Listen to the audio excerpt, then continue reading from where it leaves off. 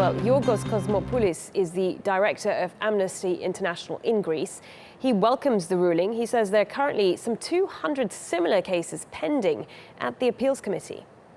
That committee says that Turkey is not affording the protection required by the Geneva Convention to Syrian refugees right now, and also says that Turkey is not a safe country for them, as it quotes massive and extensive cases of people being sent back to danger, back to harm from Turkey to Syria, therefore violating a key principle of international law, and that's the prohibition of refoulement. Obviously, Turkey has been doing a great job hosting these million of refugees, but we see that the human rights in Turkey in general and the rights of refugees are becoming to decrease there. So while the European Union should be focusing in resettling these people from Turkey or from Greece in a safe and dignified way, it took a different approach, and that is to give away its responsibility, its global responsibility towards refugees, and struck this deal, EU-Turkey deal, which actually trades